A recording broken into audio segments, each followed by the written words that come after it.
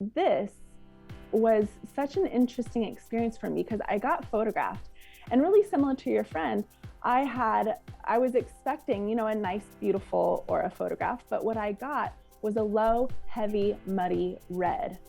And I was so inspired by that experience. The woman told me, you're energetically fatigued. And that was true. But it was such an interesting, jarring experience in the sense that how I wanted to be seen in spiritual context was not what I was seeing here. And so it really opened up my eyes in the sense of, if I believe I'm this way, my actions have to follow. Ooh, good. Good one. And I think that is how you can get changed by an aura photograph, is because you are looking in a different kind of mirror that this is a filter that you can't choose. Ooh, I love that. Hello, everybody. Welcome to Better Together. When you know better, you get better. That's what we do here every single day, or that's at least what Kevin and Kelsey and the rest of the team have been doing every day while I have been on my little break. But I'm back today, back here on the East Coast, in the East Coast studio. Excited to be back in the saddle. We have a great guest for you today.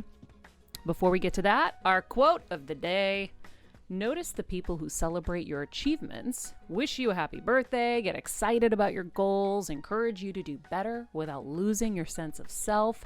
Those are the people worth keeping around. That's from the Radiant Human Instagram. This is the Radiant Human book. And the guest today is Christina Lonsdale. She's been dubbed the Annie Leibovitz of aura photography by the New York Times. She is really an exciting guest for us. I love looking into auras, and when I was in Los Angeles, I took my mom and Ashley, a producer on a former version of this show, to get our auras photographed, and so I have a little experience with it. And when I saw Kevin with the book yesterday, I had been talking about the idea of coming back to the show just here and there for a minute. We're in kind of like a really tough time with my mom. I know I've been saying that a lot, but it just is what it is. And so when I saw that, I'm like, oh my God, I have to do this one. And such perfect timing, because Kevin also got his second vaccination yesterday. Yeah. And he is very ill. Turns out he does not have dragon blood. He does not have dragon's blood like he thinks. He's upstairs. He was shaking uncontrollably. I had to put the heated blanket on him and give him his Tylenol and the whole thing. But I guess it was meant to be that I jumped in. Now, this is a pre-taped interview because this book comes out Tuesday. Yep, the 27th. The 27th. Newsflash, today is not Tuesday the 27th, but we are excited to do this. I'm excited to do this, and I think having had my aura photographed, it'll be really cool to get her take on it. I have the gentleman's take that took the photograph from Los Angeles, and ironically, my mom and I had almost identical photos. Really? Yeah. Oh, that's wild. Yeah, hers was a little more white, I feel like. Yeah, you have a lot of blue. I've been trying to find it, but anyway, we'll get into that, and I do look forward to a time where we can go into New York and get them done. I know. By Christina. I know. But yeah, I am gonna slowly make my way back to the show, and I just want to say thank you first and foremost to Kevin, Kelsey for holding it down. You got it, sister. And Winnie. Yeah, of course, she and did Steven, so great. And new to the team, Pooja, and of course all of our amazing interns and our sponsors who held in for us, our Heal Squad that held in and didn't let those numbers drop, because I definitely would have had a hard time with that, I think. Yeah. Oh my gosh, they rallied. They're amazing. Rallied. Yeah. Amazing. So I'm really grateful to everybody. Do we have our list of sponsors? No, but I can tell you, I can rack it off right now. We got Sleep Number, we got Vega, June Shine, Ritual. If you're doing this off the top of your head and you forget one, Caliper. I'm gonna be really upset. Well, we had a minor other thing that we had to deal with before, okay. So that's why I'm racking it off. Now I got lost in my list. Steven knows too.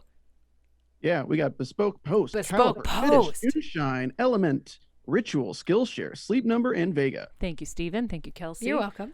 Thank you to you all for hanging in with us. I had a it was like one of those things where there was just no gas left in the tank at all.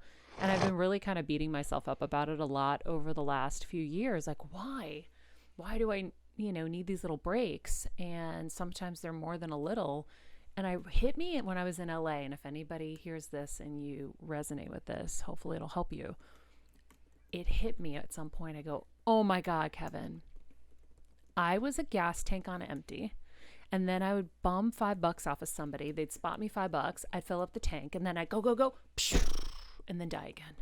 And then I'd get somebody else to spot me another $5. And then I'd go. Mm-hmm. And I think that one of the biggest things that, especially for women, we need to learn is to have more compassion for ourselves. We really do handle a lot.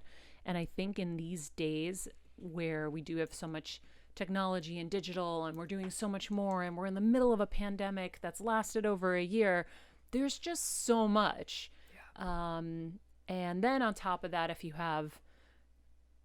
running a hospital, like truly Yeah. I am right now, there's a lot to weigh you down and a lot to drain you. And so I'm grateful that I have an amazing husband that was like, stay in LA, get better. Don't stress.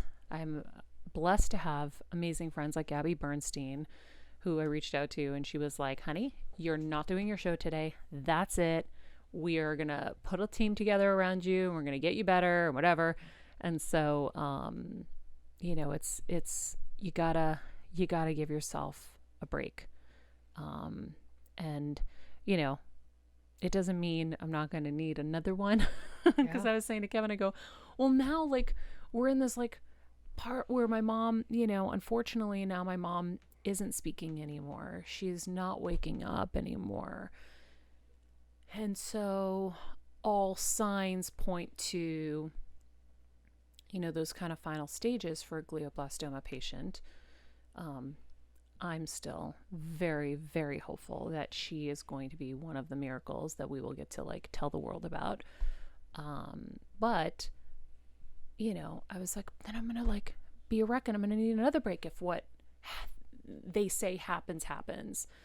And so I just am going to deal with everything day by day and get through everything and do what I have to do to make sure that I can stand on my own 2 feet and be healthy. And so I'll do what I can when I can. No promises. But we all got you. But I got a lot of great people around me to have my back when I can't do it on my own. Yeah. So it's just, oh man, it's been a lot. We are glad to have you back, Maria. And Thank I think you. I speak for all of the Heal Squad when I say, you do you and you take the time you need. We're happy to have you here. We're happy to support you. We just want you to be better so you can come back without your cement, my tractor trailer of cement, like Kevin calls it. Yeah. I will say I have done some incredible work, like healing work that I can't wait to share with you, and different practitioners that I can't wait to share with you guys.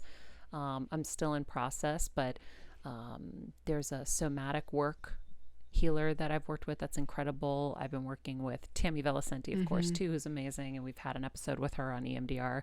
And then this Ayurvedic astrologer.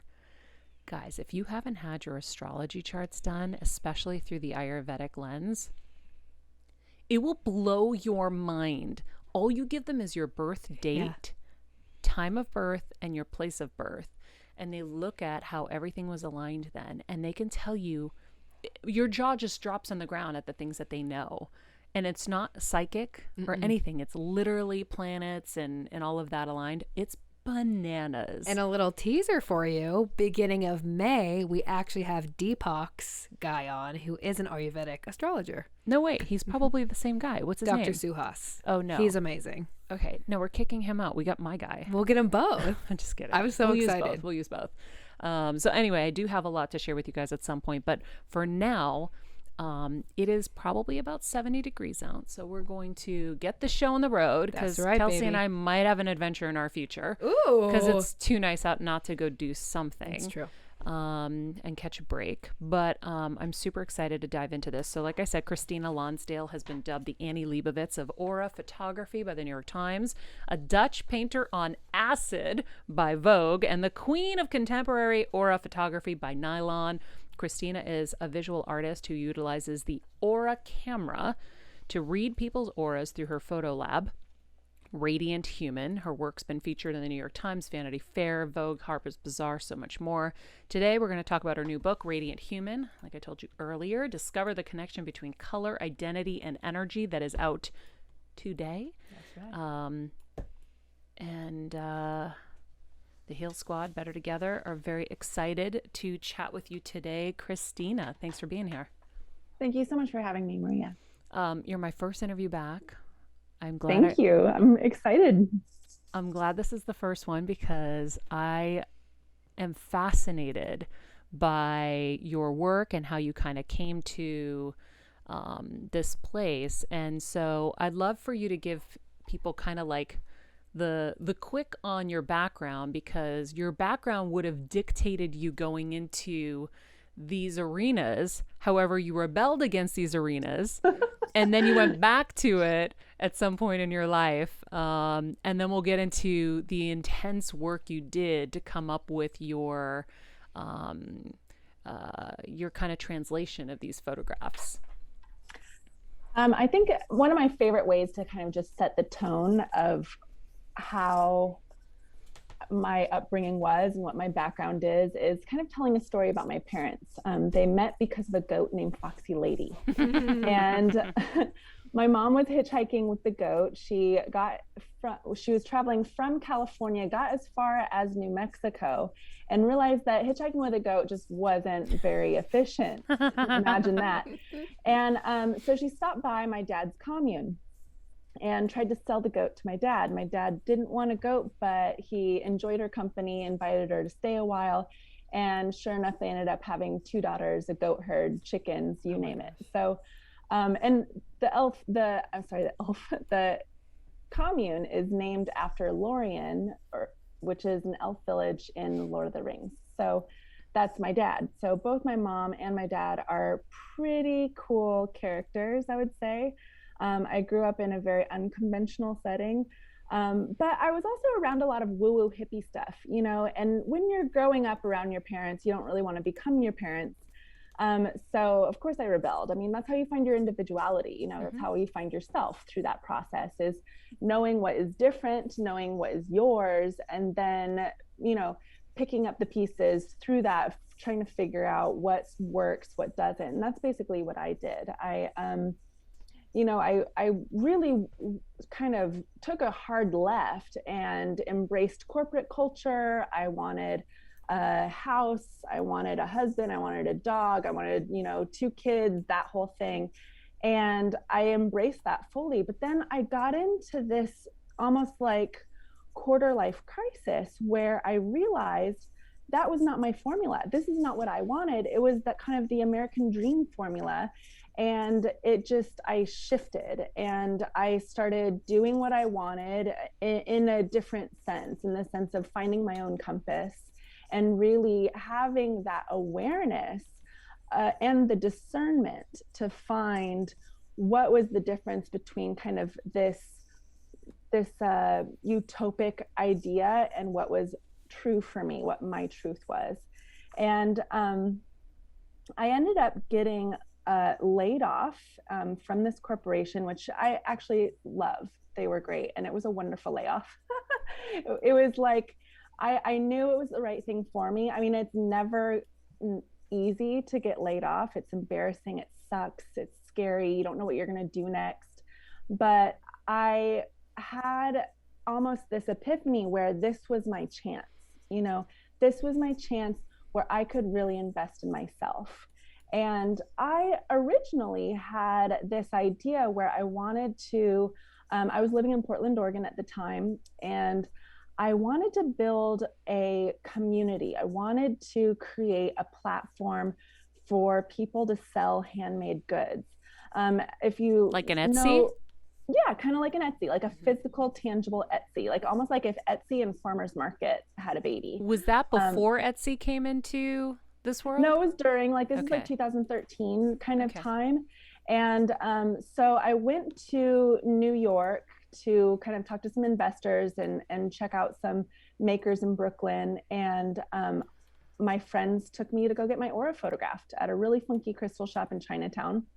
And it completely transformed me. Like it was one of those moments where I was like, oh wow, like the what I had focused on and what I was determined for all of a sudden changed in a second. And I was really lucky where I was in touch with my compass to really know that this was the right direction for me, even though I had invested money, invested a lot of time into this other business plan. But really being able to see, I think, energy and identity in this context, especially during if you think of like 2013, this is when Instagram was really like blowing up. So I wanted to conceptualize energy in this visual format. So as an artist, this was just like perfect. It just hit so home for me. And it was a way for me to kind of digest my upbringing in the new age in the digital age, if that makes sense. Yeah. Before we go deeper into your story, explain to people what an aura is. Absolutely, I'd be happy to. So we all have one. This is the energy that naturally radiates past our skin surface. So you're able to read an aura from, it was funny when I was reading your book, I was just laying in bed next to my mom yesterday and I was reading it and I saw that Hands of Light was a really important book for you in your journey. Absolutely. And I love that book. I'm still reading it. You read it much faster than me. But I know that they talk about in there that there's a way you can read someone's aura just visually too.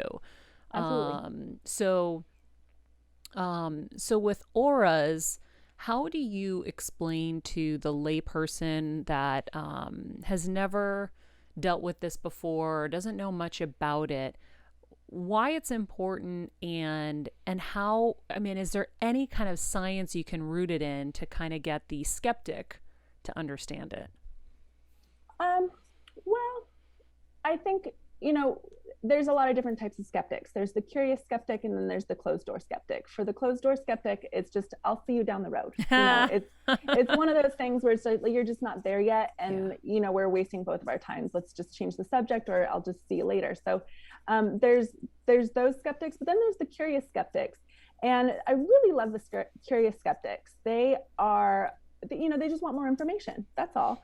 And usually the best way to kind of put this into context for them is that, it's not a matter of belief. This is science. This is like saying you believe in gravity. You can't see it, but it happens to us every day, all the time. This is how we exist as humans. And that's how energy works. We have energy. This is what makes us alive. So this, especially aura photography, I like to kind of explain how it works. I think that's a really good way to kind of have the curious skeptic kind of understand what's going on. Mm-hmm. This camera is not photographing an aura. What it's doing is that it's using two hand sensors to identify the wavelength of energy that radiates past our skin surface. And then through an algorithm, this camera matches the wavelength of your energy to the wavelength of color, because that's how we see color. And that color that's specific to you comes out as a second exposure over a photograph of you. So this is like an interactive filter, for lack of a better term, except this is from a camera that was invented in the 1970s. It is a hand-built modified land camera, basically, which I think is really inspiring in the sense that, we talk about filters all the time. We use filters all the time in new media, but this is way back in the 70s. And this, I think it has, I don't know, the 70s is kind of romantic for me in the sense that this is like when, space exploration was a big deal. So I kind of feel like this camera has that same ethos to it of, let's discover something new. Let's discover what we can't see, feel, or actually we feel, but we can't literally see it, but we can see it through this machine. So I have done this before, and I know I sent you the photo, but I didn't have my hands on the plates, and that was something interesting that I read. That you have the hands on the plates. For me, this guy had one of those Aura, cameras, and it captures the photograph. What is the difference between the two? Is the hands one more accurate? I don't remember. Maybe I did and I don't remember actually. Yeah, it's possible. It must have. You would have to, as far as the camera that I work, the technology that I work with, you would have to. It requires your physical presence. Yeah, I think I must have, because they're a very reputable group. So I must have just forgotten. Interesting. So there's a way that these photographs are interpreted. Yes. Generally speaking. And then there's your way. Right. So explain to everybody the difference. Well, traditionally, the Aura, actually, I should kind of explain how the camera works in that sense too. The camera distributes this color based on key energetic points within your palm. We all have meridian points, key energetic points within our palm.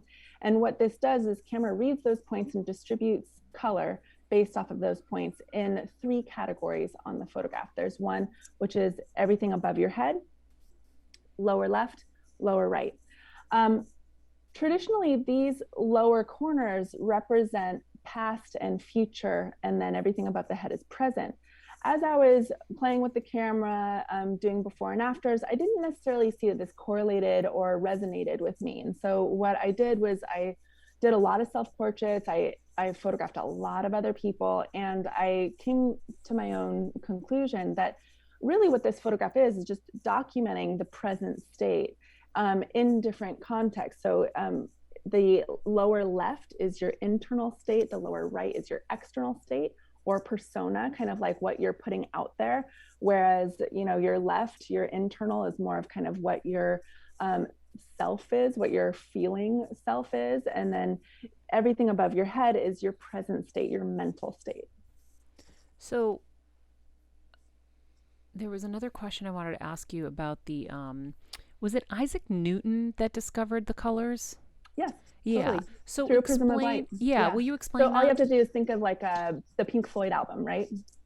That is Isaac Newton. Okay. So explain that to everybody.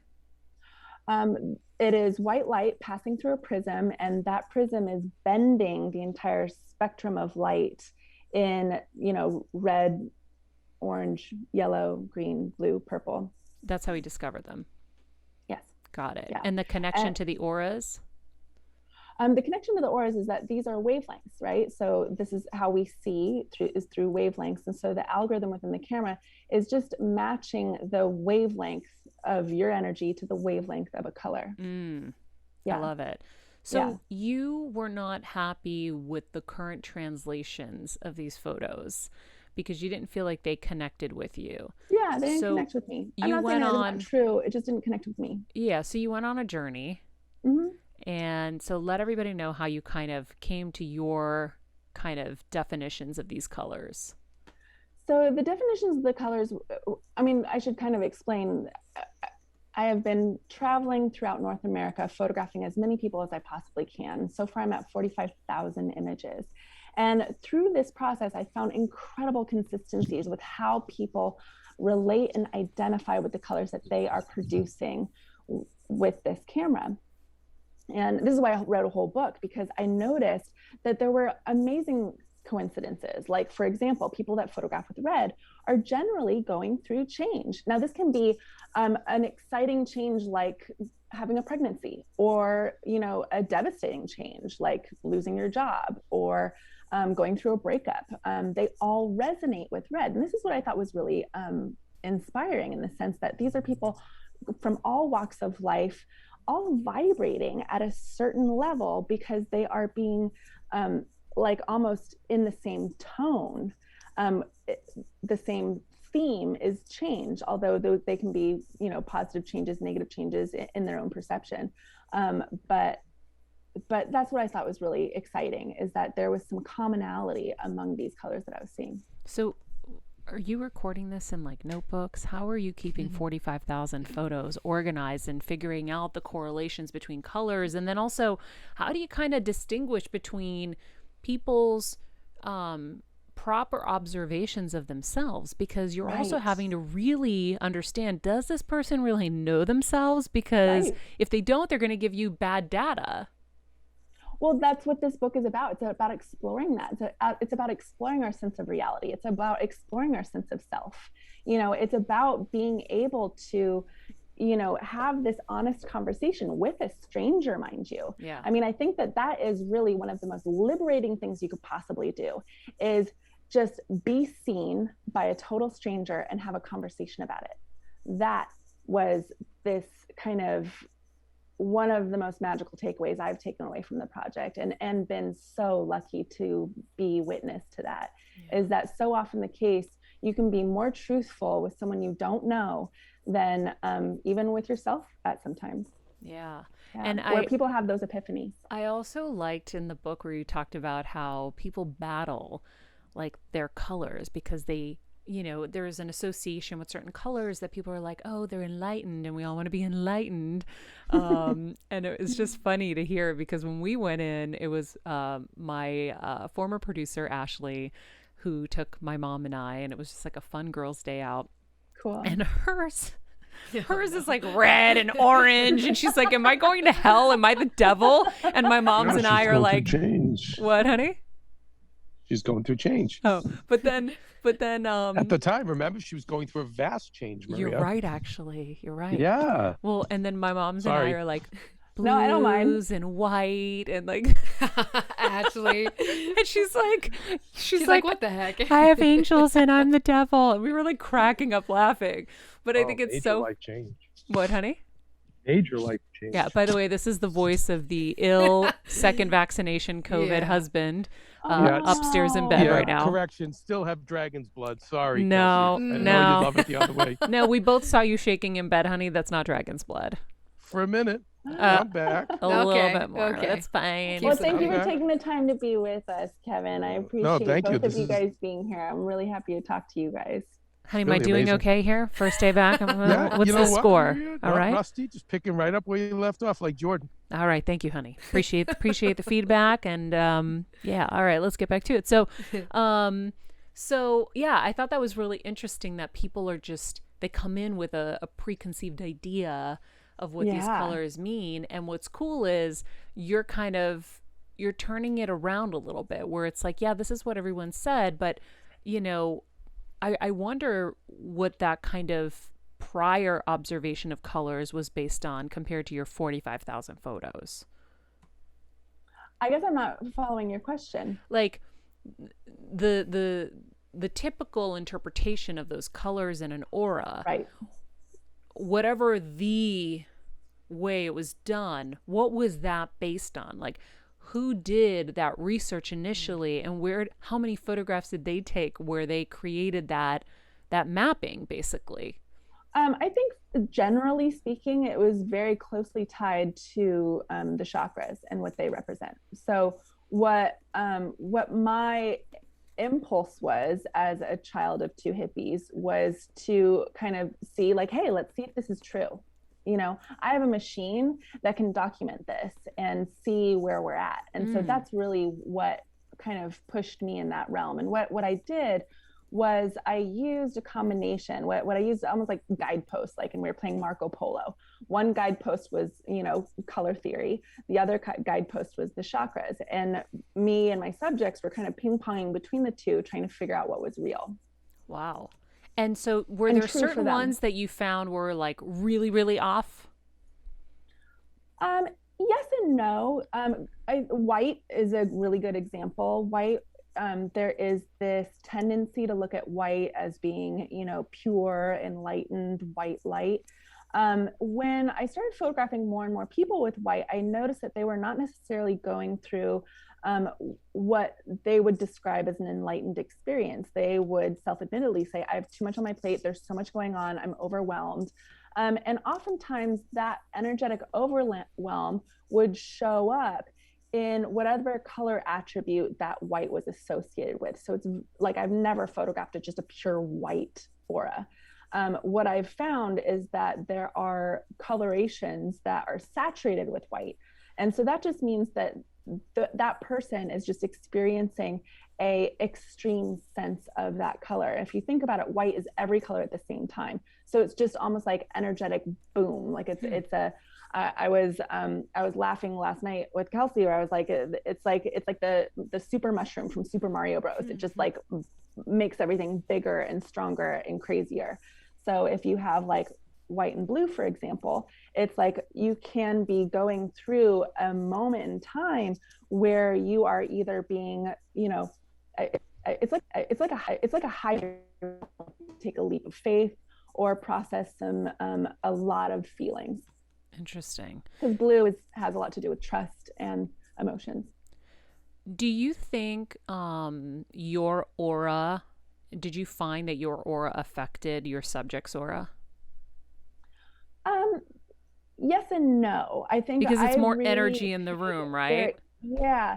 And that's why I use the dome. The dome to me was almost like a safe portal that I could give my subjects where they were not energetically sensitive to their, you know, surroundings, where it was just almost like a tent, controlled environment. Yeah. Everything's black on the inside, black floor, black cords. There is no, I always wear black.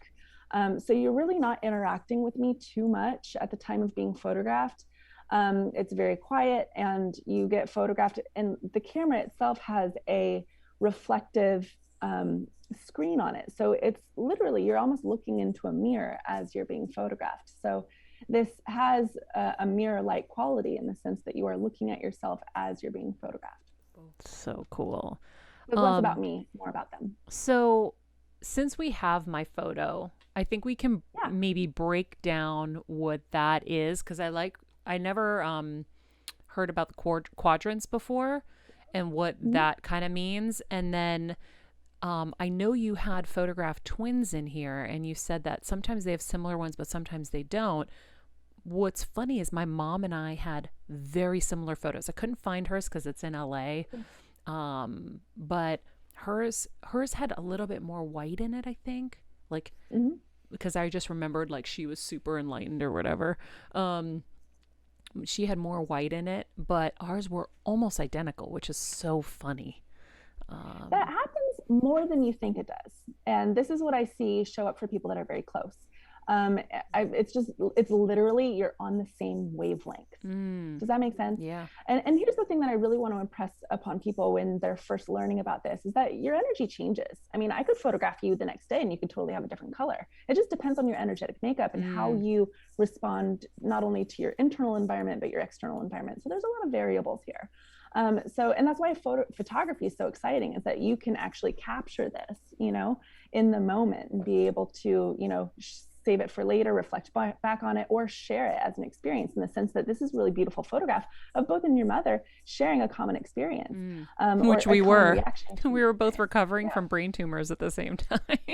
Absolutely. I mean, that's the thing, is that, and that's why I kind of preface that this is, you know, when you're going through like a white blue scenario, this is like, you are almost like energetic overwhelm, where you could really be challenged in a lot of like next level kind of ways, where it could be, and I leave space for this to be true, it could be enlightenment. It just challenges our understanding of what enlightenment actually is. It's not a kumbaya moment. Maybe it is, maybe it's not. It could be just this extreme kind of almost God shot, if you will, where you are open to a lot of energies. Yeah. So Kelsey's going to put up the photo so everybody can see really quick. And I know you have it probably on your phone at this point, so you won't see it on the screen, but everybody else I can bring will. It up. Everybody else will get to see it. I've flashed it a couple times for them. Oh, you while did? You guys Okay. were talking. Okay, good. It's a pretty picture. That's so cool. Yeah, and then I see the Hands of Light book behind you. I'm so excited. Best Yeah, book. you know, it's a really good anchor for me. I really love being able to have, it's almost like that influence still, you know, that was a really pure, strong influence for me as a young adult. And the next one over is James Turrell. He's a huge, strong influence for me as well. So I like to think that Radiant Human shares both Hands of Light and James Turrell. I love it. All right. Did you find the picture? I got it. Yes. Okay, cool. All right. So tell us what you see so that we can start with those colors, and then whatever colors are not present there, you can then tell us what the other colors in the color wheel will mean. I'm just going to start with the photograph, because this is a really beautiful photograph and it's quite unique. I don't get to see photographs like this as much, mostly because it really represents somebody going through an extreme life change. I know that this can also be a really overwhelming experience where you could probably feel very energetically sensitive, very vulnerable, because blue is all about feeling your environment. I use the analogy of having a strong sense of smell, whereas blues have a strong sense of feel. So it's like you could feel somebody's bad mood from across the room. It's something that can be very distracting for you. So your environment is more important for you than most people, if that makes sense. Which is also why blues tend to have a really hard time with conflict, because they feel that conflict, that energy so deeply. So a healthy blue will learn off the get-go that saying no is a really good tool for them. Having boundaries with loved ones is a very good tool for them. Having boundaries for their environments are very good tools for them to energetically protect themselves. Just because you absorb everything. You just have a stronger antenna, let's say, than your average Joe. Oh my God. That's so crazy that you say the antenna, because we had Adam Carolla on the show. Kev, remember when he said, like you've said, his antenna is really high, my antenna is really high? Yes. And isn't it interesting very that intuitive. Kevin always is like, I'm just coaching you, but he gets really intense or whatever. And I'm like, Kevin, I can't handle it. I love you. I can't handle it. It's too much. It's too much for me. And so when you say the sense of feeling, I also have the crazy sense of nose too, but that's a side story. Go ahead. She does. So you got double. Yeah. Which might account for all this white also. You could go into energetic overload easily. And that's just kind of and that's what I like to kind of press upon people as well, is that there's no hierarchy of color. Every color has a mixed bag, let's say. For blues, it's that sensitivity, it's that energetic overwhelm. I could go through all the colors, but it is literally wrote a whole book about it. So I don't know how much you want me to go into depth on each of the colors, but I can go through kind of general terms, whereas red, they are really tangible physical types that is almost like proof is in the pudding. So people going through change, for them to get validation, for them to get a sense of almost like an energetic payment, let's say, they need to see a physical, tangible result of something. And that's where change happens, right? Is that they're being forced to change something in their life, that tangible physical aspect, whether it's like a new job, a new apartment, even pregnancy, having like that physical change in their body. Oranges are really interesting. They are very creative, but creative in a way that I don't associate as much with artists as I do with parents. And this is something that I am learning as a new parent myself, is that you have to be very creative with your environment and be very proactive to be able to keep them engaged. I see orange a lot for people that work with a lot of different types of people, that work with a lot of different types of environments. So producers, for example, Kelsey, I'm sure you've got like a really nice orange going on, because it's all about being able to wear many hats for many people and being able to kind of work with a lot of moving pieces, let's say. I feel like Yellow. Kelsey would be orange and purple. I don't know why. Ooh. And I don't know what purple I even could see means. that too. I don't know what purple means off the top of my head, but I feel like she would be orange and purple. Okay. Purple's all about inspiration. It's all about ideas, concepts, and it's about, sharing your vision. It's linked to the third eye. So it's literally your mind's eye.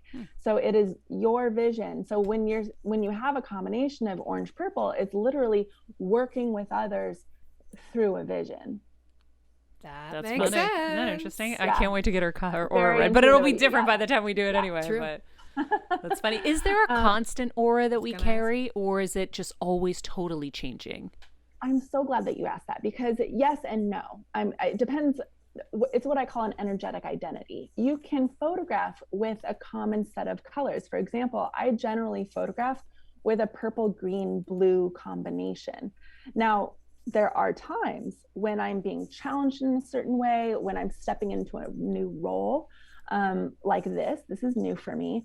Having a book is new for me. Having a child is new for me. And so all of a sudden you kind of start taking on other energies and showing different colors. And so for me right now, I'm showing a little bit more orange. Interesting. With my blue, green, purple. Okay. What colors did we leave out? We got purple, we got red, we got orange, yellow, and green. Let's talk about yellow. Yellow is fun. It is spontaneous. It's sunshine, right? It's you got yellow too, Kelsey. But it's also the procrastinator. Oh my God, she's so yellow. She's not a procrastinator. She just loves her slow coffee. I'm kind of a procrastinator. I can see it. She's a procrastinator. I don't want to say, I don't know that deep. I just know we were talking yesterday. She said like she could have 1,000 things on her plate or 10 things on her plate. It's going to take her the same amount of time because she just moves slow. Yeah. No, I think gets done. She kills it, a really but like, good way to put it, because what I've learned from yellows is, and Kelsey, I'd have to photograph you to really see this, but what I've seen from yellows is they also respond pretty well to a challenge if they have a little bit more orange, or like more orangey yellow. So it's almost like they wait to the last minute, so it's exciting. Does that make sense? 1,000%. Like it's almost like I'm addicted to that slight bit of like stress. The sink or swim feeling. Yeah. 100%. Yeah, because it's just like otherwise it's a little bit boring. Yes. So it's like being the smart kid in class. Right. I'm like, I get to crack my knuckles and be like, let's do this. Hilarious. Totally. And then do we get green in? Oh no, we haven't talked about green. So green was really interesting for me. Green was the I just watched Rocky for the first time. I know this might sound crazy, but You only did the first Rocky? Oh my God, I am up to like Rocky 4 now. Oh my God, wait till Rocky Balboa. You're gonna die. It's my favorite. Yeah, I'm so excited. Yeah, this is so green energy to me. It's like I just want to. I haven't signed up on TikTok yet, but I was like, oh my God, this would be perfect. Me analyzing Rocky while I'm like, this is so green energy. So I was like, I had this epiphany of movies that represent colors. I'm not at this point where I can like fully divulge all the colors yet. I'm still matching them. But Rocky is so green energy to me. I mean, it's all heart, right? This whole like Adrian, like that's so green energy, or it's just you're dedicated. You like are so full of love in that same kind of like dedication love. It's not this like, cute puppy dog love. It is strong love. And it's also goal oriented. That's the thing about green that I've noticed, is that people that show a lot of green are they need to have that mile marker, I call it, of like they need to have something to shoot for. Otherwise they get lost, they get bored, they get frustrated. Okay, so now we've got the colors down. I want to look at my picture while you tell me what colors you think these are, because that's the thing, is that like, is it green? Is it blue?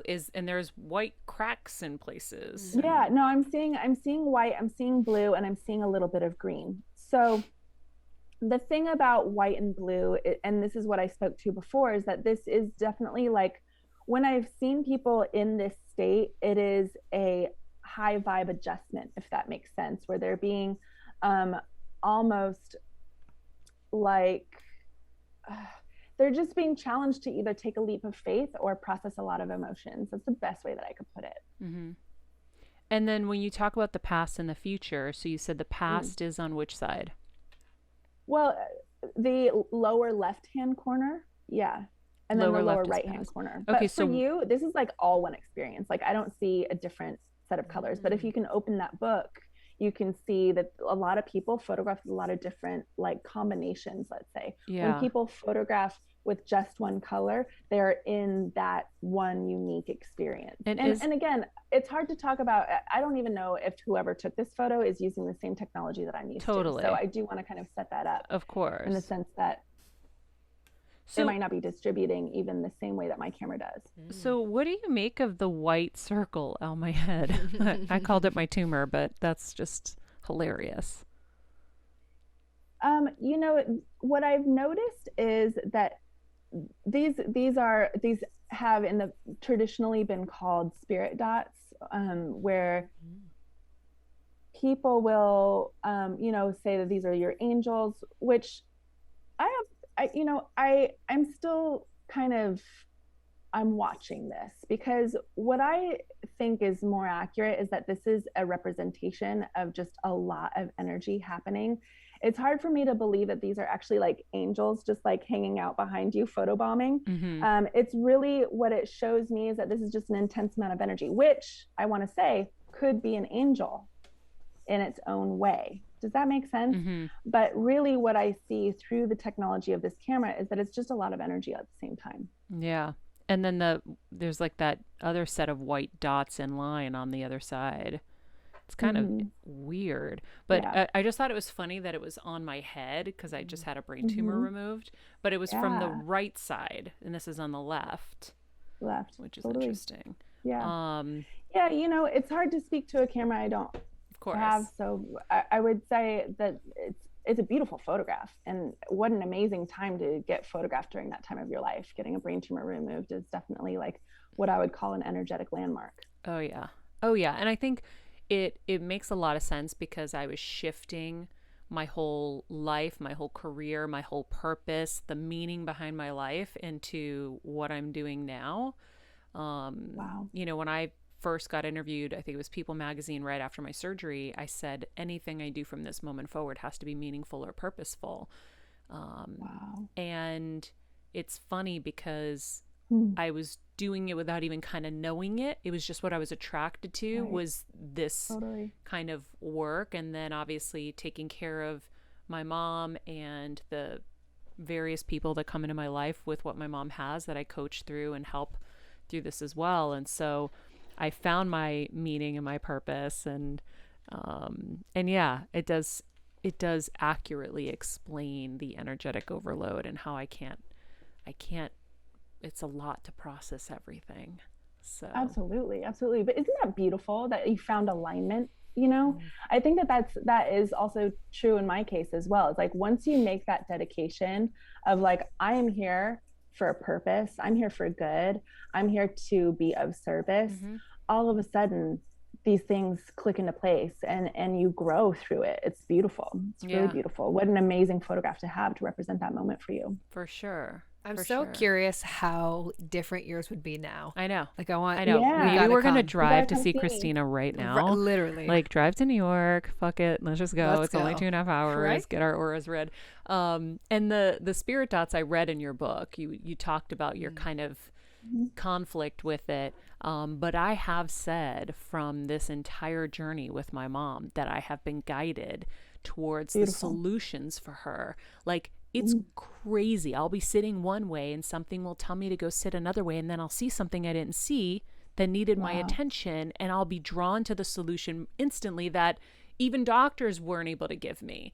And I'm like, I don't know. How do I know this? This isn't stuff I just know. This is stuff that I'm being told to do. It's that antenna, right? It's that you are receptive to that. Now, I'm not saying that doesn't exist. I'm saying it absolutely does. But here's the thing. Once you see enough of these photos, you're going to see that some people photograph with dots and some people don't. So that's to say some people have angels and some people don't. I don't believe in that. Yeah. So that's what keeps me like a little bit more on the fence. Yeah. But maybe mine are being used more, so they're more obvious in the moment. It could be true. Maybe. What else is But that's something... what this is about. It's about exploring. It's about learning more. That's what it is for me. Yeah, which is such a cool journey to be on. That's what we're on the same journey every day, is learning and growing and getting better together. And sharing with others too. Yeah. Yeah. So can an aura photograph help guide people towards their purpose, perhaps? I think so. I mean, look at me. It completely changed the course of my life. I mean, I should actually explain a little bit more about what my first aura photograph was. In the beginning, I should preface that I felt like I knew a lot about auras. I enrolled in the Santa Barbara School of Intuitive Massage when I was 15, which is a school that specializes in both the physical body and the energetic body. So I had training in both of these areas. And when I heard that there was a camera that could photograph this, I was a little bit skeptical, I'm going to say. But I was excited to be in New York City. I was excited to be with my friends. This was a really fun trip for me, and I was hungover. Now, this was such an interesting experience for me because I got photographed, and really similar to your friend, I was expecting, a nice, beautiful aura photograph, but what I got was a low, heavy, muddy red. And I was so inspired by that experience. The woman told me, you're energetically fatigued. And that was true. But it was such an interesting, jarring experience in the sense that how I wanted to be seen in spiritual context was not what I was seeing here. And so it really opened up my eyes in the sense of, if I believe I'm this way, my actions have to follow. Ooh, good.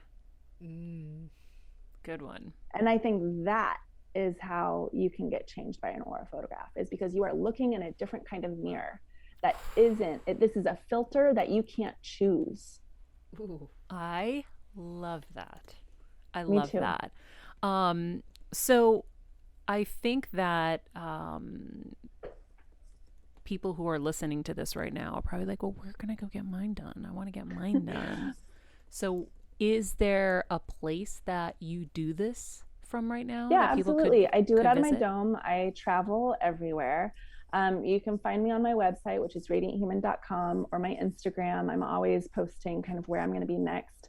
I'm just about to release my book, so I'm going to be, supporting that book in a lot of different ways. But I am based out of New York City. We should do a book party for her here and have our Heal Squad Oh my come God, I and would do their love that. Are you auras. So kidding? in. Should we host a book party here for you? Yes. Yes, And then you do aura photos for our Heal Squad? totally. How does your dome Wait, travel? honey, wouldn't that be cool? Oh my God, on it, so easy. It's in flight cases. Honey, are you listening? Yeah. Wouldn't that be so cool? Yeah, it's a layup. That's easy. We have like this So huge, fun. I mean, it's a huge property here, but we have this big like pavilion area. We could have chairs and tables set up, and we can like have lunch for everybody and books, and then we can have the dome in there, and How people can go, cool. or the Yes. dome can be somewhere more quiet. I don't know. We'll figure it out. But ooh, I love or the that. dome can be out by the pond, so it's super quiet and peaceful. Ooh, that's nice, because I do love a journey. I feel like all the places where I've had studios have been kind of hard to find, because I really love that like almost physical analogy of going through your own journey to find yourself. Yeah. Right. So having something tucked away that you kind of got to like, Walk to. make an effort to get to. I like that. Yeah, me too. We should do that. I just would be a need lot of access to fun. power. What'd you say? Just like basic, I just need access to power. So Yeah. just like regular 12-volt power is That would be a fine. lot of fun. got I've that. wanted to do an event for our Heal Squad here for a while. Yeah. And I think that would be cool. And we could just like invite some cool people locally, like, different like editors or whatever, like anybody who, we kind of want to have come down from So the fun. area. That'd be so cool. I'm in. I think Okay. it's a wonderful idea. I would love to. Okay. I would love to. Let's It'd be make a that nice happen. excuse to get out of the city. I love it. Oh my God, it's so peaceful here. You're going to love it.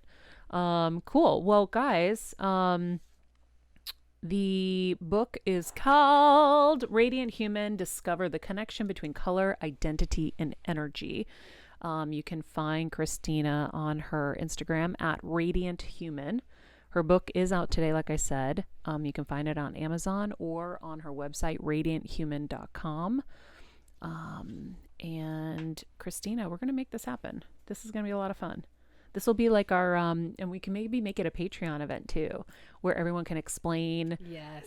talk about their experience, and she can tell everybody a little bit about. I'm so excited. We'll figure it out. This is going to be fun. I love this. Cool. Well, thank you so much. This was, Thank you. This was really cool.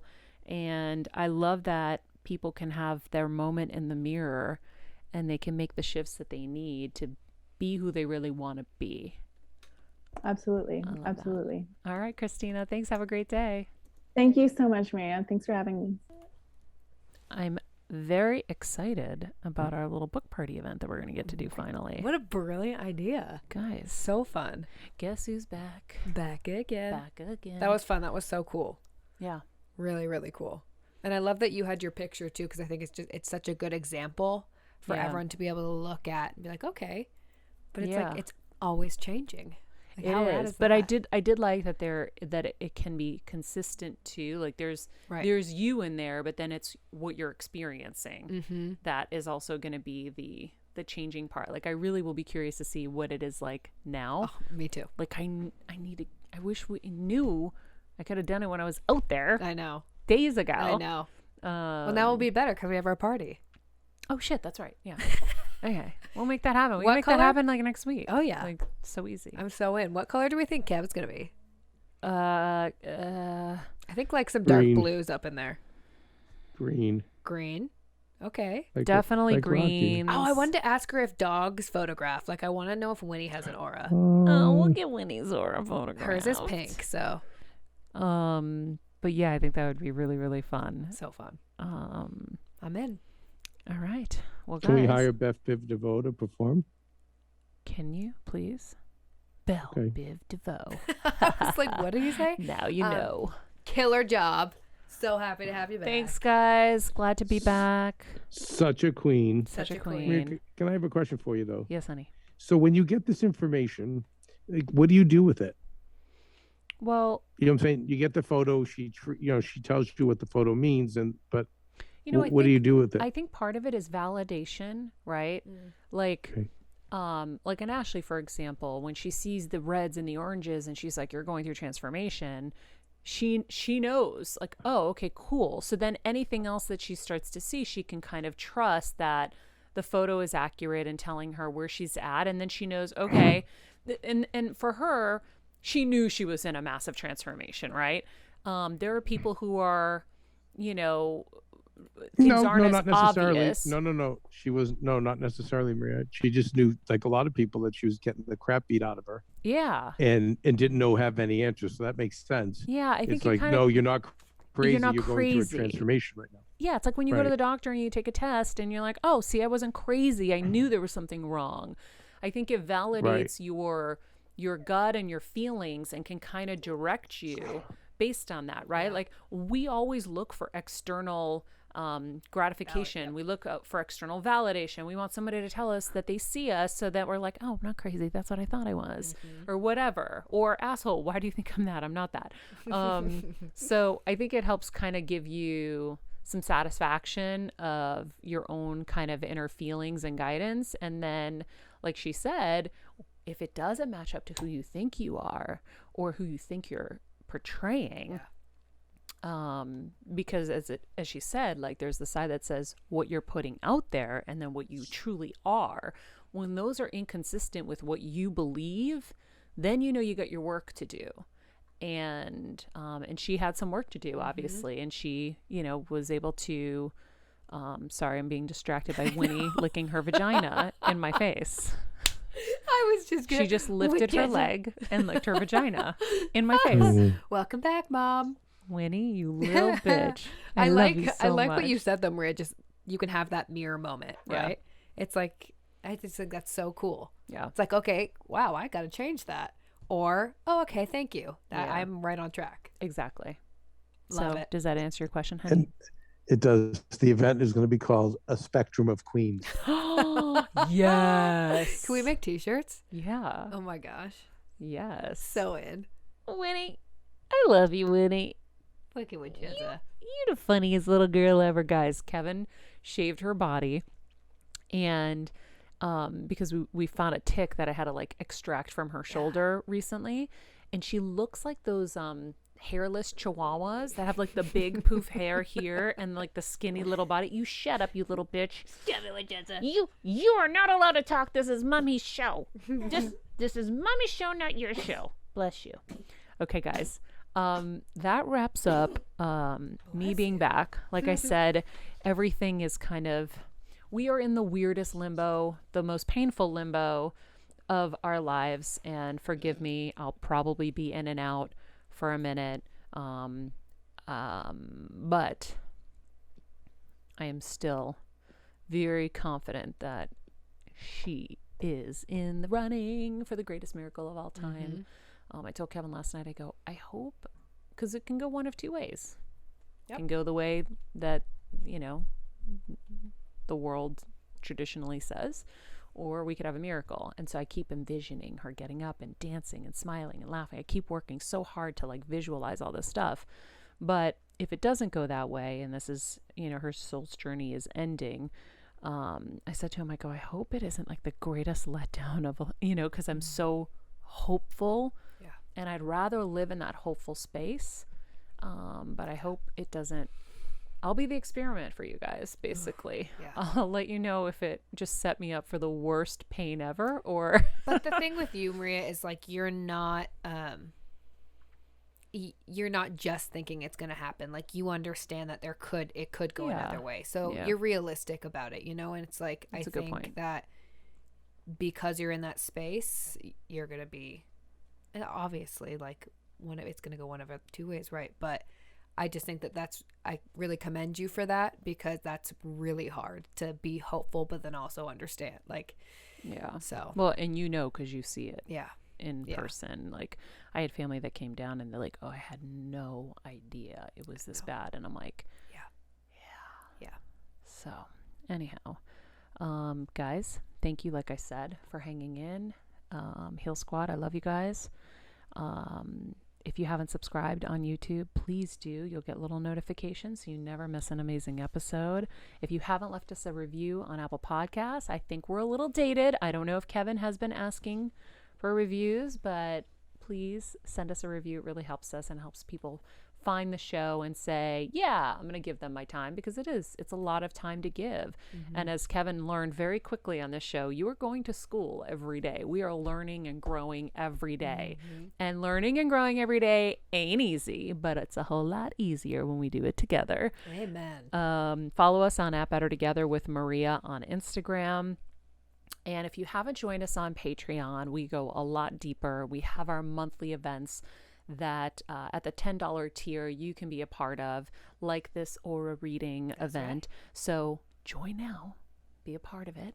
And then we do the monthly events with, you know, the Deirdre Hayes of the world, which hers is coming up. Hers is coming up the 29th. I'm about to send out an April 29th. So actually, since this is airing next week, you guys, it will be in 2 days. 2 days from now. Yeah, in 2 days. Deirdre Hayes, amazing. Talk about somebody who has been so impactful on us. And you will see why when you join Patreon and become a part of that event. If you want to email us, just go to mariamenounos.com, hit subscribe. You can be a part of our newsletters, as well as you can email us through there and tell us what you think. In the meantime, you can follow us at radianthuman_ at Kelsmeyer2. Didn't you change your Instagram recently?